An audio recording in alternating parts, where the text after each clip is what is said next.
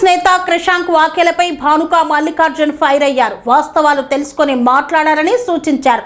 అసత్య ఆరోపణలపై పరువు నష్టం దావా వేస్తామని హెచ్చరించారు. బీఆర్ఎస్ నేత క్రిషాంక్ మరియు లియో అగస్టిన్ కంటోన్మెంట్ నామినేటెడ్ సభ్యురాలుగా కొనసాగుతున్న భానుక నర్మదా మల్లికార్జున్ రత్న సొసైటీలోని అక్రమ లేఅవుట్ లో భవన నిర్మాణాలు కలిగి ఉన్నారని, కంటోన్మెంట్ చట్టం ప్రకారం వారు ఆ పదవికి అనర్హులని ఆరోపించిన బీఆర్ఎస్ నేత క్రిషాంక్ పై కంటోన్మెంట్ బీజేపీ నాయకుడు భానుక మల్లికార్జున్ తీవ్ర స్థాయిలో ధ్వజమెత్తారు. ఆ లేఅవుట్ కు సంబంధించిన అంశం న్యాయస్థానం పరిధిలో ఉందని, ఆ విషయంపై క్రిషాంక్ మాట్లాడడం అభ్యంతరం వ్యక్తం చేశారు. తమపై అసత్య ఆరోపణలు చేసిన క్రిషాంక్ పై పరువు నష్టం దావా కేసు వేస్తామన్నారు. ఈ అంశానికి సంబంధించి పూర్తి అవగాహన లేకుండా ఆయన మాట్లాడుతున్నారన్నారు. ఇటీవల బీజేపీలో బహిష్కృతుడైన ఓ నేత ఇచ్చిన ఆదేశాలను శిరసా వహిస్తూ బీఆర్ఎస్ క్రిషాంక్ మాట్లాడడం సిగ్గుచేటన్నారు. బోర్డు నామినేటెడ్ సభ్యురాలిగా నర్మదా అనర్హురాలని మాట్లాడడం ఎంతవరకు సబబు అని ప్రశ్నించారు. కంటోన్మెంట్ ప్రాంత అభివృద్ధి కోసం తాము, తమ కుటుంబం అహర్నిశలు శ్రమిస్తూ ప్రజల సేవ చేస్తున్న క్రమంలో తమపై వ్యక్తిగతంగా కక్ష కట్టడం సరైన పద్ధతి కాదు అన్నారు. క్రిషాంక్ పూర్తి స్థాయిలో రాజకీయ అవగాహన లేకుండా మాట్లాడుతున్నారని, బీఆర్ఎస్ సోషల్ మీడియా జీతగాళిలా ఆయన మాట్లాడుతున్నారని మండిపడ్డారు. నామినేటెడ్ సభ్యురాలుగా ఉన్న నర్మదా రాజీనామా చేస్తే ఎన్నికలు ఎలా వస్తాయో చెప్పాలని సూటిగా ప్రశ్నించారు. కంటోన్మెంట్ వ్యవస్థ, రాజకీయాల గురించి ముందస్తుగా తెలుసుకొని మాట్లాడితే బాగుంటుందని పలికారు. నిజానిజాలు తెలుసుకొని కంటోన్మెంట్ అభివృద్ధిపై దృష్టి సారించాలని పేర్కొన్నారు. మీడియా సమావేశంలో భానుక నర్మదా మల్లికార్జున్ సుమారు గంట పాటు కంటోన్మెంట్ ప్రజల మరియు రాజకీయ వ్యవస్థపై ఆవేదన మరియు ఆందోళన వ్యక్తం చేశారు. మొన్న క్రిషాంక్ లియో అగస్టిన్ గారు నిన్న ఒక ప్రెస్ మీట్ పెట్టడం జరిగింది. తను వచ్చి పిఆర్ఎస్ పార్టీ ఇప్పుడు ఇన్ఛార్జ్ కంటోన్మెంట్కు. Baseless, useless Krishank Leo Augustine గారికి ఏంటంటే చెప్పేది, బ్రదర్ ఇది 1983లో లేఅవుట్ చేసినప్పుడు, 1993లో లేఅవుట్ చేసినప్పుడు ఎవరో సుబ్బరాజు అని తను కొనుక్కున్నాడు. 480 గజాలు కొనుక్కున్నాడు. ఏది లేఅవుట్ చేసిన వాళ్ళ దగ్గర కొనుక్కున్నారు. కంటోన్మెంట్ బోర్డు లేఅవుట్ పెట్టిందా పెట్టలేదా అనేది తర్వాత పెడదాం. క్రిషాంక్ అటువంటి వాళ్ళు అయితే మంచోళ్ళే ఇట్లాంటి నోటీసులు పట్టుకొని. కానీ లుచ్చా నా కొడుకులు ఏం చేసిందంటే, కొద్దిగా దేశంలోనే అత్యున్నత స్థానం ఉంటుంది, అది సిబిఐ, ఆ సంస్థకు పోయి కంప్లైంట్ చేసినారు. కంప్లైంట్ చేస్తే వాళ్ళు ఇన్వెస్టిగేషన్ చేసినారు. 2011లో ర్యాండమ్గా ఒక బోర్డు మీటింగ్లో తీసిన అనాథరైజ్ కన్స్ట్రక్షన్లో ఎంతమందికి పర్మిషన్, అది ఎంతమందికి నోటీసులు ఇచ్చిందని, ఆ 10 మంది దాంతోపాటు ఇంకొక 9 మంది అధికారుల మీద, మొత్తం 19 మంది మీద కేసు పెట్టడం జరిగింది. దాంట్లో నేను 11వ నంబర్గా నాది పెట్టిళ్ళు. ఆ తర్వాత మా మీద కేసు అయింది. సిబిఐ మా ఇంటి మీద రైడ్ చేసింది. ఆ తర్వాత వాళ్ళు అడిగినది ఏంటంటే, అయ్యా మీరు అనుమతి లేకుండా ఇల్లు కట్టినారు కదా, దానికి సంబంధించిన డాక్యుమెంట్ కావాలి. దానికి సంబంధించిన డాక్యుమెంట్లు ఇచ్చిన, పర్మిషన్ ఉందా అంటే లేదు అని. మరి ఆ డాక్యుమెంట్ తీసుకొని వెళ్ళిపోయిన తర్వాత ఇది మాత్రము పర్మిషన్ లేకుండా కట్టినాము, కంటోన్మెంట్ నోటీసులు ఇచ్చింది కాబట్టి వాళ్ళు ఏం చేస్తున్నారు, వాళ్ళకున్న రైట్స్ ప్రకారం మా మీద కేసు బుక్ చేయడం జరిగింది. 2011లో మమ్మల్ని అరెస్ట్ చేయడం కూడా జరిగింది. కానీ విధి నిర్వహణ, భగవంతుడి ఆశీర్వాదం, మాలో ఏ తప్పు లేదు, అనుమతి లేకుండా కట్టినాం కాబట్టి అరెస్ట్ చేసి రిమాండ్ చేసిన నెల లోపటనే కంటోన్మెంట్ చరిత్రలనే ఒక చరిత్ర, కంటోన్మెంట్ బోర్డులనే కంటోన్మెంట్ బోర్డు వైస్ ప్రెసిడెంట్గా మా నర్మదా గారిని ఎన్నుకోబడ్డారు. అంటే ఆ రోజు సెక్షన్ 34 తెలియదా, ఏదో సెక్షన్ 34 అనే బుక్ పట్టుకొని తిరుగుతున్నాడు. అయితే అది కంటోన్మెంట్ యాక్ట్ బుక్కే, కానీ దాంట్లో సెక్షన్ 34 అనేది తెలియదా మళ్ళీ కంటోన్మెంట్ అధికారులకు, లేదు అప్పుడు నాయకులకు తెలియదా.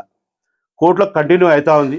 ఏదో మీరు మళ్ళా అడ్వకేట్ గిట ఉన్నట్టున్నారు, మళ్ళీ నీకు సగం హాఫ్ నాలెడ్జ్ ఉన్నట్టుంది. మళ్ళీ ఏదో ఒకటి పట్టుకొని వచ్చి నోటీస్ పట్టుకొని వచ్చినావు. మళ్ళీ నోటీస్ తర్వాత ఏమైంది తెలుసుకోవాలి కదా, నోటీస్ తర్వాత ఏమైందని తెలుసుకోవాలి కదా. నోటీస్ తర్వాత ఏమొస్తుంది, కోర్టుకు వెళ్తారు. ఎవరైనా కోర్టుకు వెళ్తే కోర్టు వాళ్ళకి స్టే ఇస్తుంది. ఆ న్యాయస్థానం మీద మాకు నమ్మకం ఉంది. రేపు కొత్త ఎఫ్ఎస్ఏ కనుక వస్తే దాంట్లో ఎలిజిబిలిటీ కావచ్చు. లేదు అంటే కొద్ది భాగం కూల్చేయమంటే ఒక 25% భాగం కూల్చేసి మళ్ళీ రెగ్యులరైజ్ చేస్తారు. అది కంటోన్మెంట్ చూస్తుంది కదా. కంటోన్మెంట్ వ్యవస్థ మీద ఏదో మీరు అది చేస్తున్నారని చెప్పి, అంటే కంటోన్మెంట్లో మొత్తం అన్ని కోట్లలో ఓడిపోయి హైకోర్టులో ఓడిపోయిన తర్వాత కూడా టోటల్ డిమాలిష్ చేయమని సుమారు ఒక 500 ఇళ్ళు ఉన్నాయి. అంటే ఇప్పుడు ఆ 500 ఇళ్ళని కూలగొట్టమని అని అర్థం. నేనే పోటీ చేసినప్పుడు నాకే అర్హత లేనప్పుడు నా భార్యకి ఎట్లుంటుంది? ఇక నీకు బుద్ధి ఉందా లేదా ఎట్లా చెప్పాలి? ఇక దీన్ని బట్టే తెలుస్తుంది కదా. మళ్ళీ ఒకసారి తెలుసుకోమ్మా. ఇప్పుడు క్రిషాంక్ భాయ్ చాలా ఉంది, ఇంకా నువ్వు చాలా పోరాటం చేయాలి, చాలా ఇంకా నేర్చుకోవాలి. నువ్వు పుట్టక ముందు నుండి నేను పొలిటికల్ లీడర్ ఇక్కడ 1986లో, మళ్ళీ నీకు 40 ఏళ్ళు దాటిందో తెలియదు. నీ ఇంగ్లీష్ చదవకపోవచ్చు, ఇంగ్లీష్ చదివితేనే తుర్రలు పెరుగుతాయి కొమ్ములు వస్తాయి అనుకుంటున్నావేమో నువ్వు. మళ్ళొకసారి మాట్లాడకు. మహిళా లోకము సిగ్గుచేటు, మళ్ళీ మహిళలంతా నీ మీద తిరగబడతారు. కాబట్టి కొంచెం తొందరపడకు, ఇంకా చాలా ఉంది నువ్వు నేర్చుకోవాల్సింది. కేవలం నీకు 2 నెలల కోసం ఇచ్చింది ఇక్కడ ఇన్ఛార్జ్. దాన్ని ఏదో ఈ 60 రోజులు రోజు నేను ప్రజలలో ఉండాలనే ఉద్దేశంతో ఏదో పనికిరాని డ్రామాలు ఆడుతున్నావు. దానికోసం ఇక్కడ 1 నిమిషం తర్వాత చెప్తా. అయితే ప్రతి ఒక్కటి నీకు ఇస్తాను. నిన్నేమంటున్నావు? నర్మదా గారు రాజీనామా చేస్తే ఎలక్షన్లు వస్తాయి అంటున్నావు. తప్పకుండా చేస్తాం బ్రదర్, నువ్వు చెప్పడం తప్పకుండా. వస్తా అంటే ఎందుకు చేయము? బాబు ఉన్నాడు కదా ఫామ్ హౌస్లా, కేసీఆర్ బాబుతో చెప్పి నేను ఢిల్లీకి వెళ్తున్నా, కంటోన్మెంట్ ఎలక్షన్ తెచ్చే బాధ్యత నాదని రేపే రాజీనామా చేస్తాం. లేదంటే ఇప్పుడే చేస్తాం, 1 అవర్లో రాజీనామా చేస్తాం. నువ్వు చెప్తే చేస్తాం. బేస్లెస్ యూజ్లెస్ నీ దగ్గర సబ్జెక్ట్ పెట్టుకొని ఏదో నువ్వు చెప్పంగానే ఎలక్షన్స్ వస్తాయి, నువ్వు నర్మదా గారు ఇవాళ రాజీనామా చేస్తే రేపు ఎలక్షన్లు వస్తాయని చెప్తున్నావు. ఏం మాట్లాడుతున్నావు? అసలు నీకు స్థిమితంగా ఉందా? ఎవరన్నా నీకు సబ్జెక్ట్ ఇచ్చిండు, డిక్టేటర్ ఇచ్చిండు, సగం పేజీలే ఇచ్చిండు నీకు. ఇప్పుడు మీరు ఒక అడ్వకేట్ అని అంటున్నా, చదువుకున్నారు. అడ్వకేట్కు పూర్తి స్థాయిగా సబ్జెక్ట్ అర్థం కావాలి కదా. నువ్వు ఏం వాదిస్తావు? పోయి కోట్ల సగం తెలిసి ఏం వాదిస్తావు?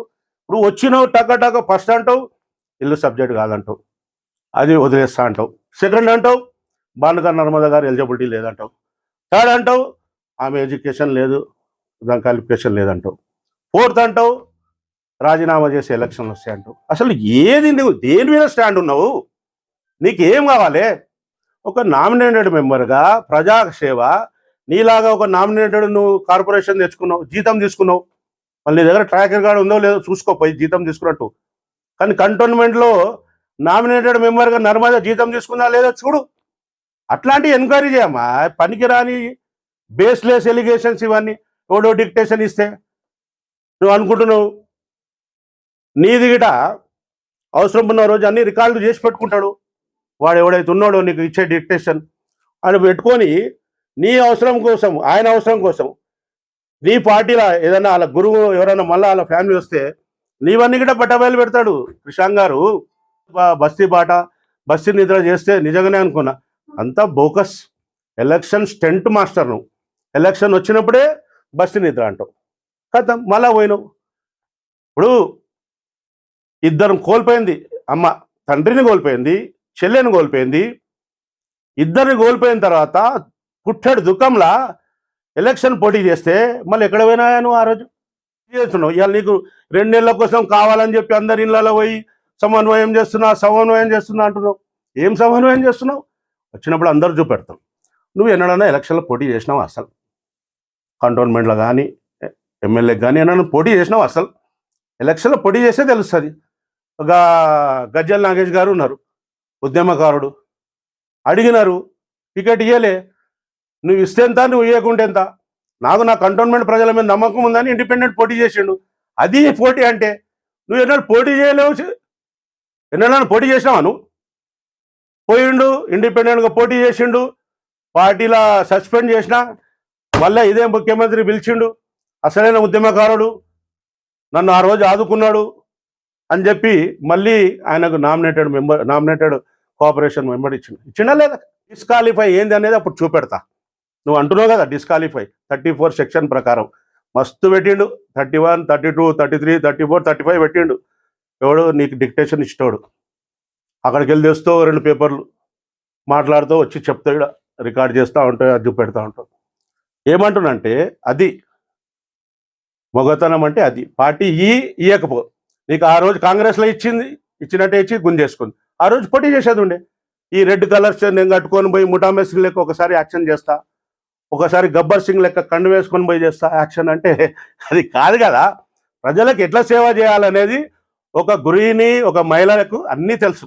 ఒక పత్రిక అయినా రాస్తాడు, ఇది ప్రభుత్వ స్థలం అంటాడు. అరే నేను 21 లక్ష రూపాయలు వైట్ ఇచ్చి కొనుక్కున్నారా అయ్యా తమ్ముడు? 21 లక్ష 16 ఏళ్ల క్రితం ఈ పార్టీ వేరే దగ్గర పెడితే ఇవాళ 20 కోట్లు అవుతుండే. నాకు 21 లక్ష రూపాయలు పెట్టి నేను కొనుక్కుంటే అఫీషియల్ అమౌంట్, ఇక అన్అఫీషియల్ అమౌంట్ ఎందుంటో మీకు తెలియంది కాదు. ఇవాళ ఒక పత్రిక చూస్తున్నా ఇది ప్రభుత్వ స్థలం అంటాడు ఒకడు. ఎట్లయితుంది బ్రదర్? పూరా మొత్తం తెలుసుకోండి, తొందర పడకండి. క్రిషాంక్ నా లెవెల్ కాదు, ఎందుకంటే నా పొలిటికల్గా నేను వచ్చిన రోజు, ఆ రోజు నేను 1986లో వచ్చిన రోజు పుట్టలే.